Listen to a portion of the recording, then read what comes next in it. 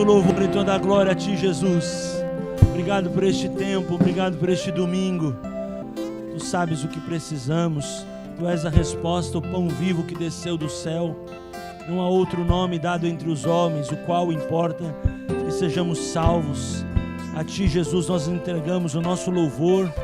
Nossa língua confessa, nossos joelhos se dobram, nosso coração se abre na Tua presença, crendo no Teu poder e na doce atmosfera que é neste lugar. Glória a Deus, irmãos. Lucas 24, a partir do capítulo 24, versículo 13. Glória a Deus. Deus é fiel. Deus está aqui hoje à noite. Amém? Coloca a mão sobre a sua Bíblia ou sobre o seu celular.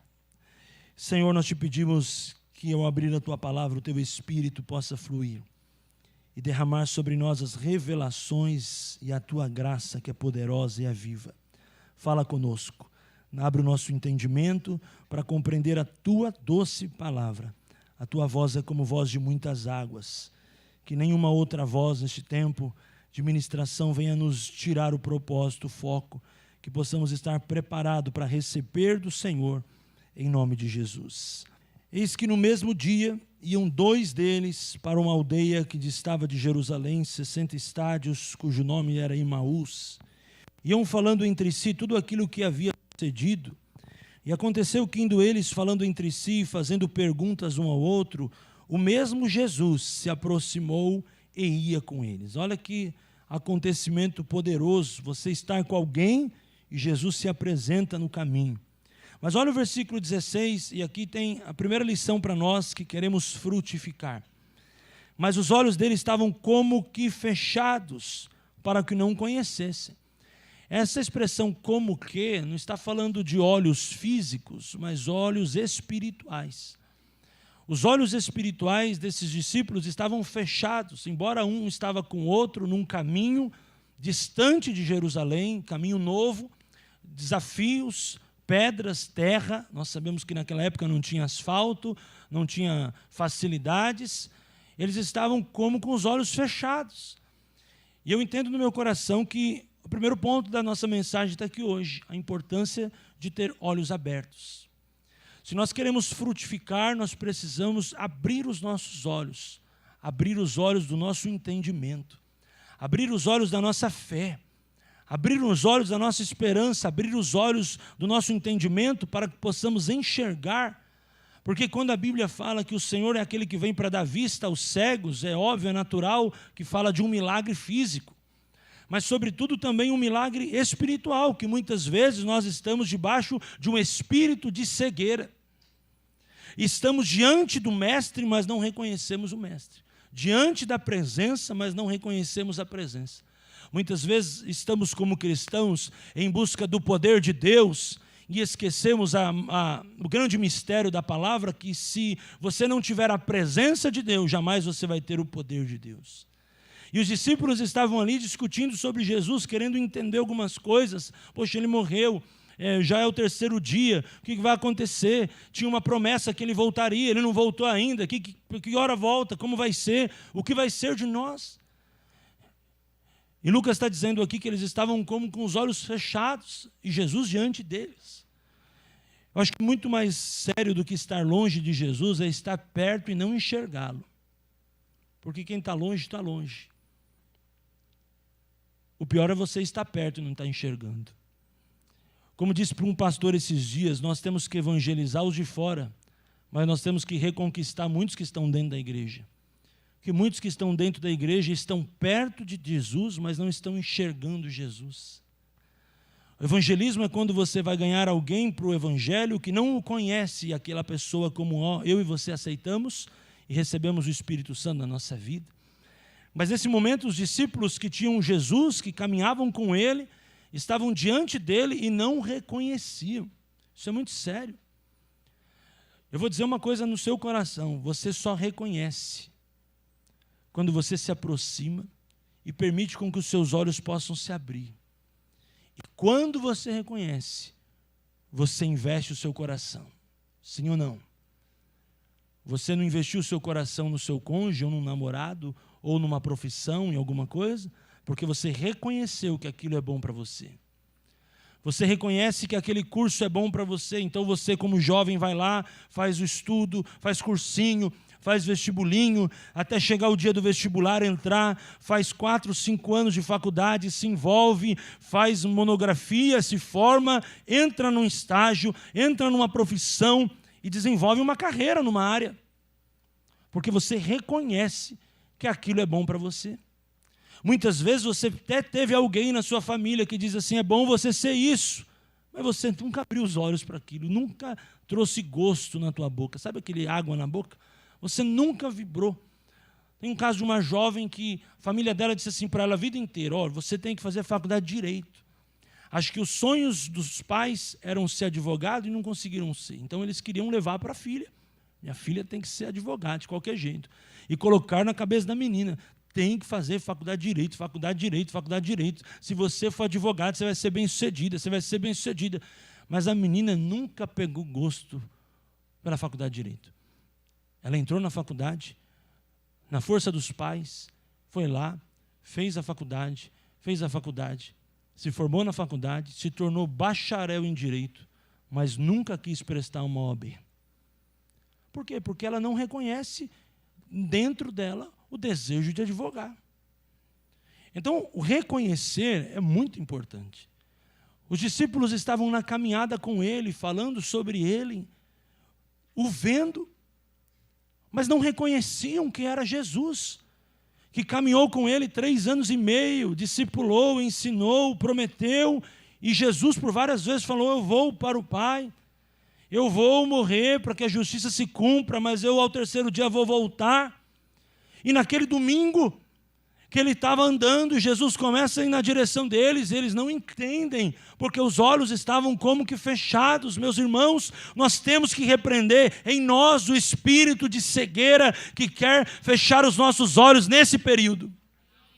Um espírito de cegueira que quer muitas vezes nos atrapalhar de enxergar coisas espirituais. O espírito de cegueira que muitas vezes quer mudar o nosso foco, também esse espírito de cegueira. Quando você tira o foco do principal, do mestre, das coisas do Senhor e fica preocupado com o caminho, esquecendo que o caminho não é o caminho de Emaús, mas é Jesus o caminho, está diante deles e eles não reconhecem o caminho. Eles estavam no caminho, com o caminho, mas mais preocupados com a estrada, com a jornada, não preocupado com quem estava com eles na jornada. Muitas vezes eu vejo a nossa vida, irmãos, é assim. A gente está muito preocupado como, que horas, que momento vai acontecer. E esquece o com quem vai acontecer. Naquele momento eles estavam com Jesus, irmãos. Jesus também está com você, diga amém. E a experiência maior é entender que o Mestre, quando está conosco, a vitória é garantida. Jesus estava no barco dormindo, os discípulos o acordaram e ele falou, não temas. Não importa como o Mestre está, se está dormindo, se está andando, de que forma o Mestre está, o importante é que na minha vida e na tua vida, Jesus é presente.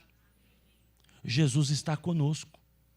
Então, o primeiro ponto, se nós queremos frutificar, se nós queremos avançar, se nós queremos nesse último trimestre alcançar algo maior, talvez o que ainda este ano não foi possível alcançar, e talvez Deus nos permita celebrar a conquista em outubro, novembro ou dezembro, nós precisamos abrir os nossos olhos e reconhecer a vida de Jesus, os planos de Jesus, as oportunidades de Jesus, aquilo que Jesus tem como objetivo para a nossa vida. Abrir os nossos olhos. Começar a trazer, como a palavra diz em Apocalipse 3,18, aconselho que você receba colírio para que você veja. O colírio ele é muito importante e naquele momento, naquele contexto daquela igreja de Laodiceia, nós estávamos falando a respeito de algo que eles tinham muito bom, que era uma fábrica medicinal de unguento para os olhos, eles eram uma referência nessa área, mas sobretudo o Senhor Jesus estava falando, a minha palavra vai entrar e vai trazer visão para vocês. A minha palavra vai entrar e quando vocês pingarem a minha palavra nos vossos olhos, vocês vão começar a enxergar. Porque sabe a característica de um cristão, irmãos? É que ele enxerga o ímpio só vê. Porque quando um cristão está com a vida de Cristo e cheio do Espírito Santo, ele tem o prazer de enxergar o que os outros não estão vendo. Porque isso é uma graça de Deus. Porque isso é muito mais do que uma análise técnica ou uma análise ocular, mas sobretudo uma análise espiritual. Você já parou para perceber que muitas vezes você, lá na sua vida, no seu trabalho, família, emprego, dia a dia, é convidado para dar opinião a respeito de alguma coisa, e quando você dá uma opinião, as pessoas respeitam o que você fala? Já aconteceu isso com você, sim ou não? O que é isso? Porque você pode ser o melhor profissional no que você faz, você pode ser o melhor pai, o melhor mãe, o melhor naquilo que você está envolvido com a sua família, mas sobre você há uma visão espiritual que os outros não têm. E quando você entende que quando você frutifica a partir daquilo que você vê, as coisas começam a prosperar na sua vida. No livro de Reis, a palavra fala sobre uma visão que Deus deu para um homem. E Deus deu para um homem uma direção de atirar flechas contra um lugar. E ele disse assim: se você atirar as flechas contra os sírios em Afeca, até os consumir, você vai ter vitória. Mas a visão daquele homem não permitiu com que ele atirasse 6 vezes, ele atirou 3 vezes. E ele vai para o Senhor e disse assim: se você tivesse concluído o que você começou, você teria vitória completa nas tuas mãos. Amado, olhos abertos nos permite concluir o que começamos. Olhos abertos nos permite ir até o fim nas jornadas da vida, porque não é como começamos, mas é como vamos terminar as coisas. Eclesiastes capítulo 8 vai celebrar um versículo que marca a minha vida. O melhor é o fim das coisas do que o começo. Eu me lembro claramente quando comecei a faculdade. No ano de 2003. Nós tínhamos 2 turmas, cada turma tinha 90 alunos. Nós nos formamos 4 anos depois em 60 alunos. Ou seja, 30 e poucos % do que deram início concluíram. A sua foi assim também? Quem viveu isso também na sua faculdade? Você também? Você também? Porque é muito natural. O ímpeto, a empolgação é o que move as pessoas se empolgam. Se empolgam por qualquer grande projeto, mas elas não concluem o que começou. Este tempo, irmãos, de concluir o ano, também é tempo de concluir o que começamos no ano e paramos no meio do ano. Os votos que ainda não foram fechados, aquilo que determinamos em Deus, os focos, os votos, os compromissos que fizemos e não concluímos.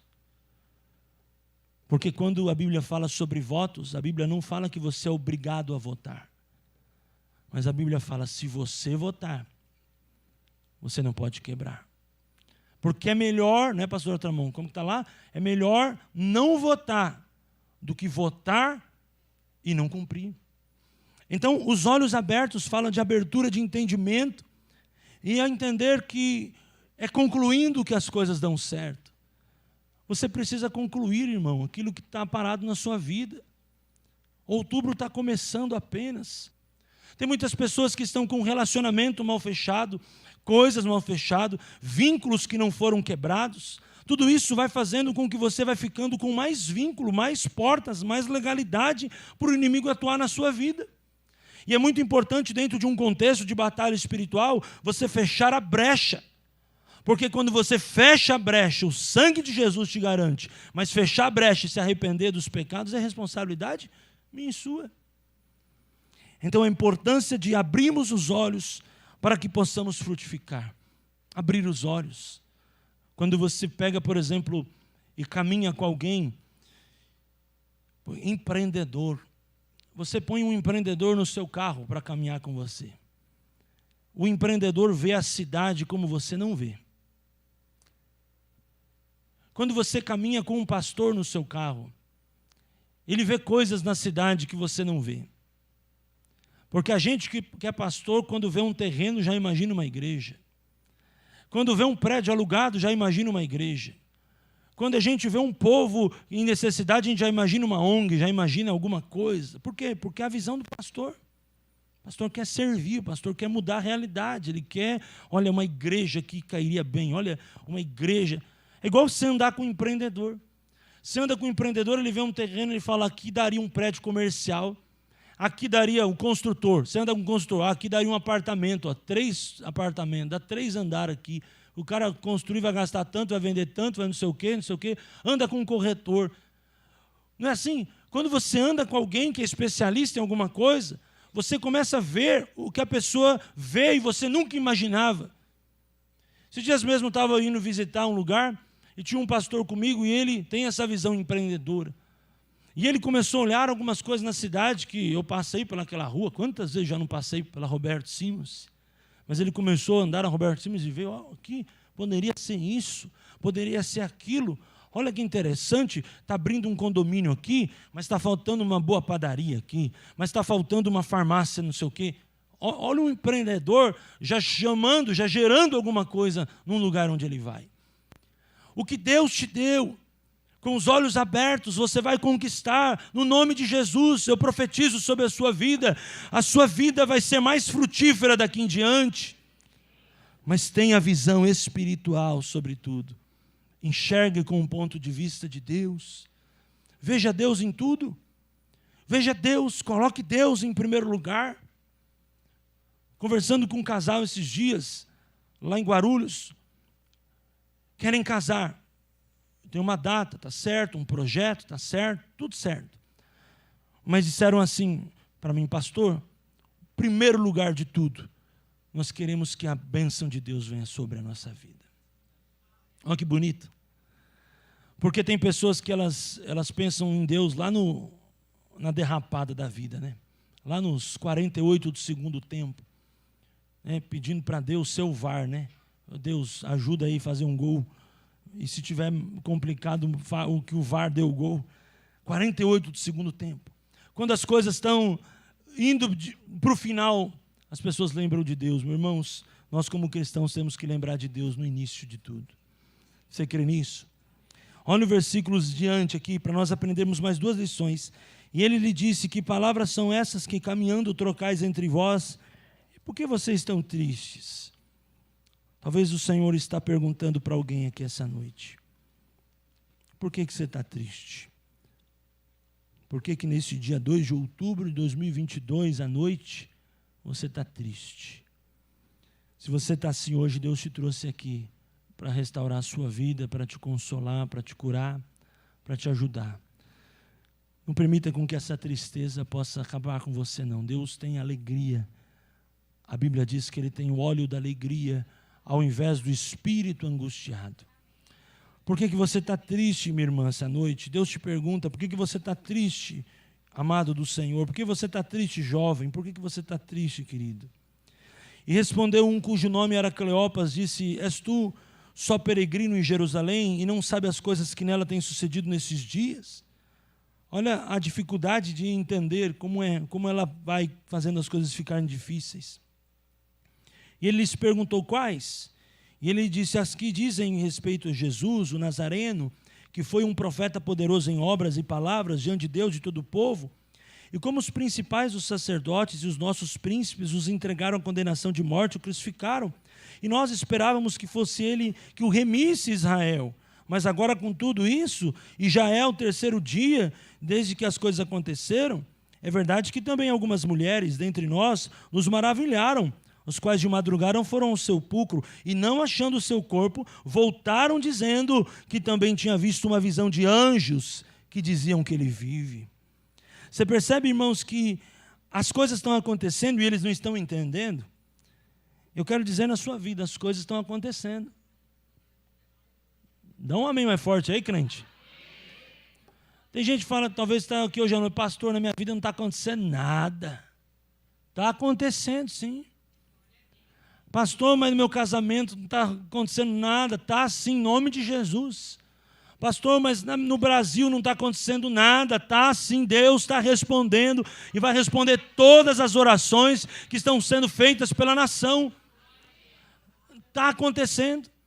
Talvez a gente não está vendo, ou muitas vezes pela nossa ansiedade a gente quer que aconteça antes do nosso tempo, mas eu quero declarar sobre a sua vida, todas as coisas vão se cumprir, porque todas as promessas de Deus, elas serão validadas na sua história, na sua vida e família, e sobre o seu outubro eu declaro essa palavra. Vai acontecer muitas coisas, já começou. Nessa noite Deus manda dizer isso para você.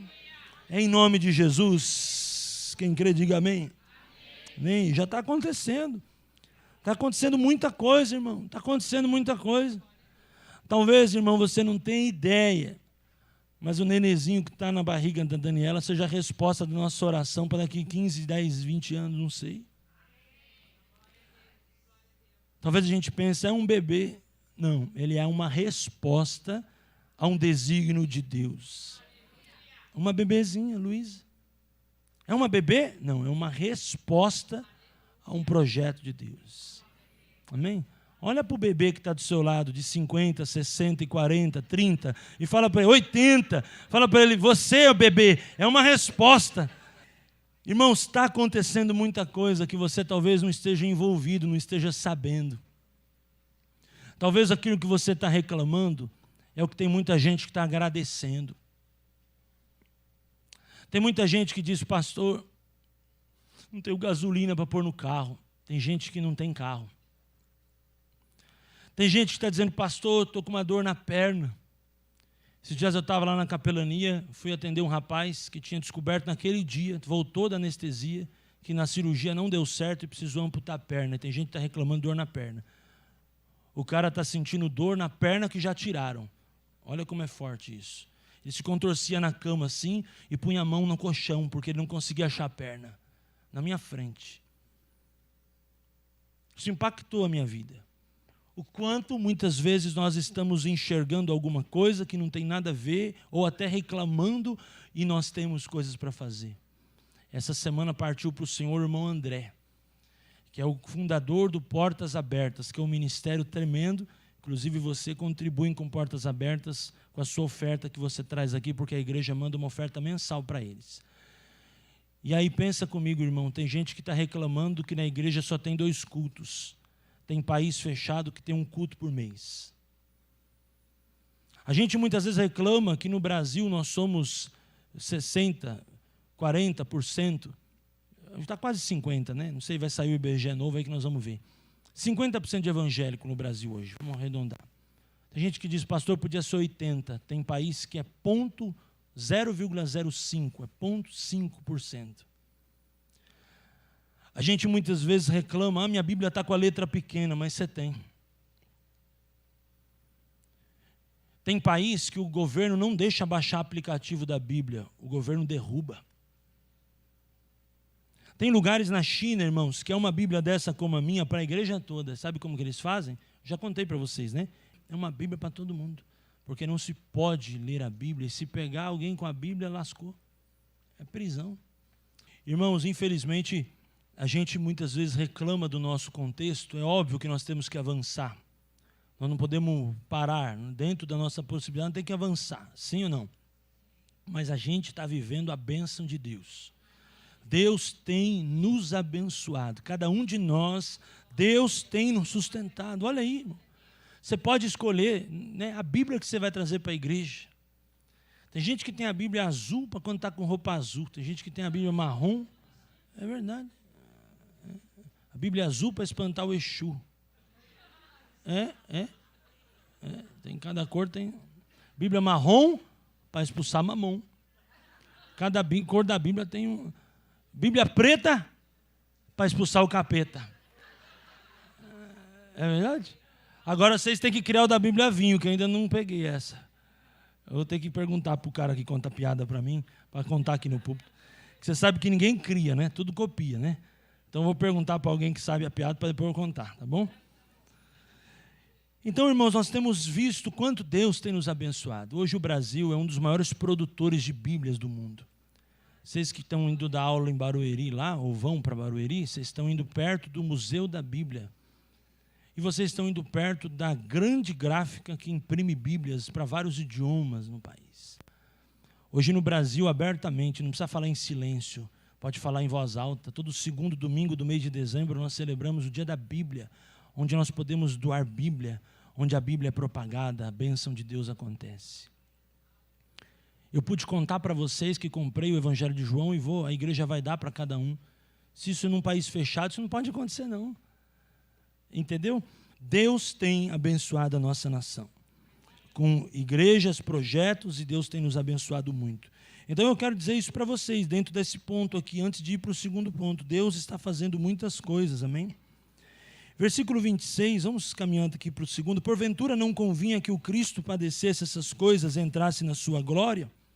E começando por Moisés e por todos os profetas, explicava-lhes o que deles se achavam em todas as Escrituras. Olha que interessante a linha, né? Ele entende Moisés como as leis, os profetas e Jesus vindo como um evangelho, não para anular, mas para trazer a graça. Olha que coisa linda. E chegaram à aldeia para onde iam, e ele fez com que iam para mais longe, e eles os constrangeram, dizendo: fica conosco, porque já é tarde. E já declinou o dia, e entrou para ficar com eles. E aconteceu que, estando com eles à mesa. Olha como é importante mesa, irmãos. Entende isso, irmãos? Lembra que a mulher pediu para o marido construir um quarto para o profeta? Que o profeta passava na cidade, sempre precisava de um lugar para hospedar. Depois até que o profeta vai e ora pelo filho, depois o filho morre, ele ora para ressuscitar. Um dos elementos que o profeta coloca dentro da casa é a mesa. A mesa é mais do que um lugar de alimentação, é um lugar profético, porque é um lugar de diálogo, um lugar de conversão, um lugar de discipulado, um lugar de crescimento.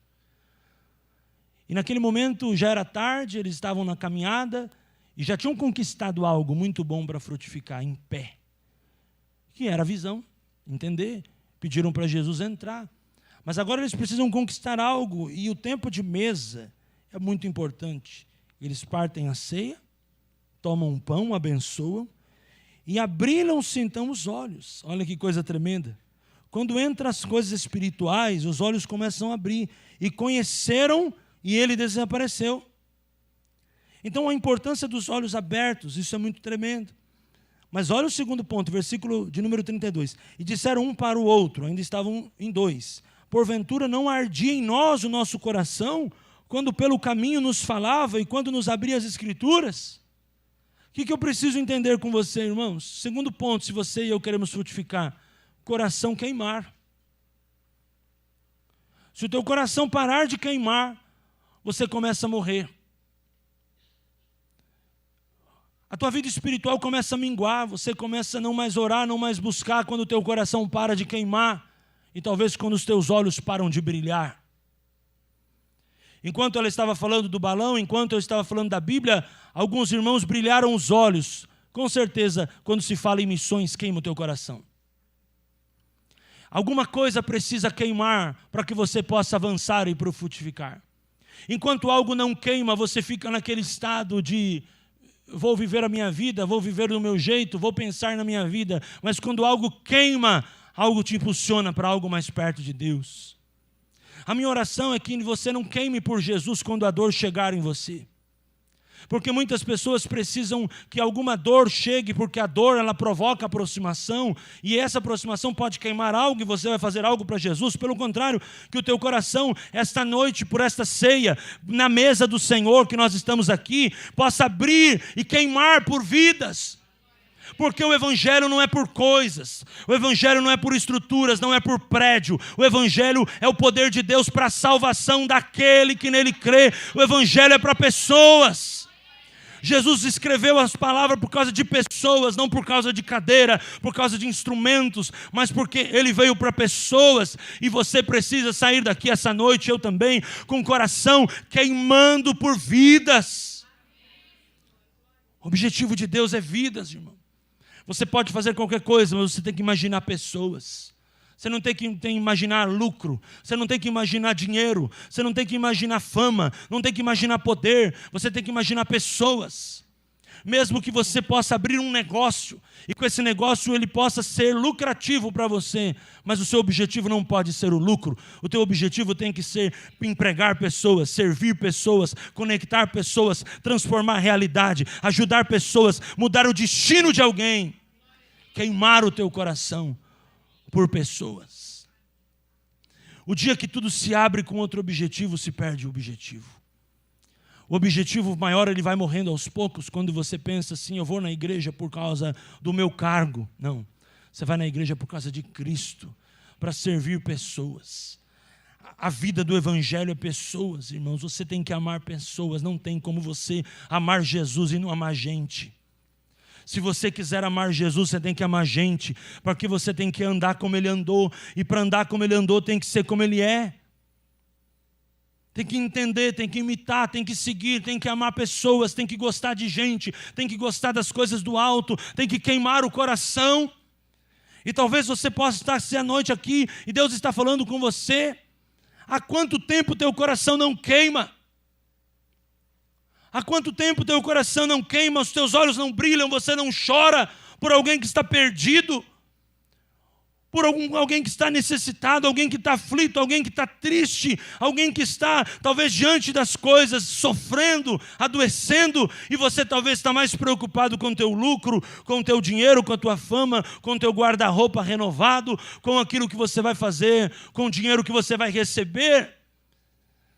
E a razão da mesa foi trazer para os discípulos a consciência. Nós precisamos queimar o nosso coração, porque quando o coração queima, meu amado, as coisas começam a acontecer. A Bíblia fala que aqueles que vão se chegar ao Senhor é aquele que tem coração puro e mãos limpas. Aquilo que vai fazer suas mãos ficarem limpas é o teu coração queimar por Jesus, pela palavra de Jesus, pela presença de Jesus. Não é pelas mãos que vai começar a sua transformação, mas é pelo teu coração. E essa noite Deus quer dizer isso ao teu coração: transforme o teu coração, volte a queimar pelo altar de Deus. Queimar, tem que queimar, meu irmão. Tem que queimar, tem que sentir, tem que ter prazer, tem que ter vontade, tem que ter ânimo, tem que ter brisa, tem que fluir na unção na tua vida. Porque daqui a pouco o celular toma mais o nosso tempo do que Deus. Daqui a pouco as coisas de fora, as distrações, mas nós temos que queimar pelo Deus da obra, mais do que a obra de Deus. Nós temos que queimar pelo poder do Evangelho, o poder da cruz, que a ressurreição de Jesus chegou até nós. Nós temos uma mesa para nos tirar essa noite do comodismo e queimarmos pelo Senhor. Oh, glória, aleluia.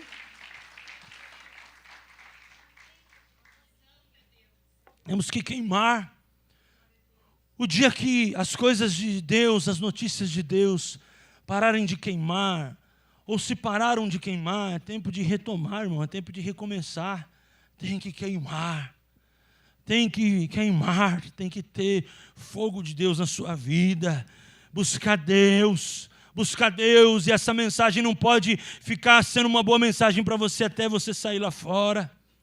Mas essa mensagem tem que marcar a sua vida, marcar seu outubro, marcar seu trimestre, porque você vai frutificar quando o seu coração queimar, porque quando o seu coração queima, você acorda de madrugada e no outro dia não está cansado. Quando o teu coração queima, você lê livros, você lê a Bíblia, você se enche do Espírito, você busca Deus, porque o teu coração queima. Porque você só investe naquilo que acredita. Se você não está acreditando nem no teu coração, onde você vai acreditar? Ninguém vai acreditar em você se você mesmo não colocar as fichas em você. Você precisa sair daqui essa noite dizendo: eu preciso mais investir na minha fé, eu preciso mais investir no meu ministério, eu preciso mais investir na minha vida espiritual, eu preciso mais investir no que Deus está fazendo comigo, porque ninguém vai acreditar em você se primeiro você não colocar você como prioridade espiritual. O teu coração tem que queimar. Você tem que assumir as suas decisões. Você não pode ficar mais postergando decisões. Talvez alguma coisa que você falou para Deus lá em janeiro não rolou até agora, mas agora vai rolar, porque você vai tirar de lado tudo que é terceirizado e vai priorizar sua vida, sua fé, sua vida de oração, sua leitura bíblica, seus devocionais. Vai parar de fazer as coisas com outros objetivos e vai queimar por Jesus. Amém, amados? Ele diz aqui muito claramente, né? Olha que tremendo, nosso coração, ele ardia. Uau! quando a gente abrir as Escrituras. E quando os nossos olhos estão abertos, nosso coração arde. Olha o versículo 33 e nós terminamos aqui. E na mesma hora, levantando-se, voltaram para Jerusalém e acharam congregados os 11 e os que estavam com eles. Pés que aceleram, olhos abertos, coração que queima, pés que aceleram. Se você tem uma visão, teu coração queima, tem que ser para ontem. Tem que ser para agora. Tem que ser para hoje. Como aquele cântico, venha hoje, venha agora e vem e derrama do teu espírito. Não é para amanhã o que Deus quer fazer agora. O Espírito Santo quer derramar sobre nós essa noite. Pelo poder do nome de Jesus, eu creio nessa palavra, é agora. Na mesma hora, voltaram para Jerusalém, se levantaram na mesma hora. Meu irmão, é na mesma hora, é hoje que o Senhor quer fazer algo na sua vida, um milagre, uma resposta, uma direção, uma decisão que você precisa tomar, é na mesma hora. Se você recebe os teus olhos abertos, o seu coração está queimando, não tem como ficar parado.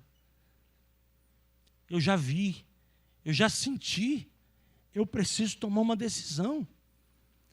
Eu estou vendo, eu estou sentindo, que sinal mais eu quero? Agora está na minha mão. Eu vou tomar uma decisão, eu vou para cima, eu vou avançar.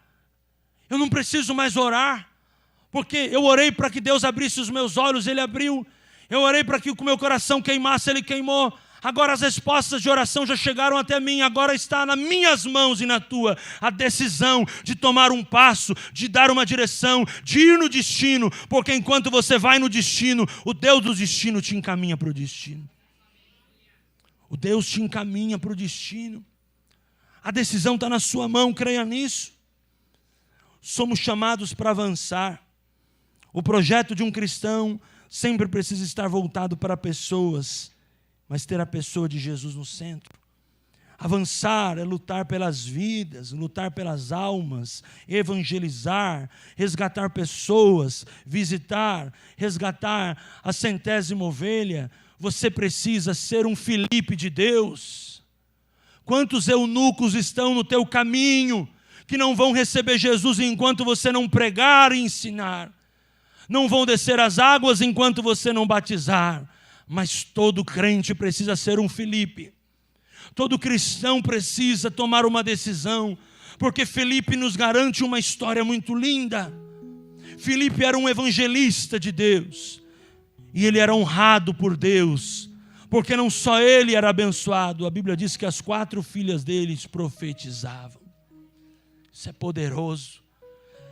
Mas naquele dia, irmãos, quando ele recebe a visão aberta, o chamado de Deus, ele é levantado como evangelista da igreja primitiva. E depois, quando o coração dele começa a queimar por vidas, ele começa a se apaixonar, ele começa a ser um caçador de Deus, alguém que deseja Deus, alguém que quer mais de Deus, alguém que quer se encher do Espírito. Naquele momento, Deus coloca um eunuco no caminho dele.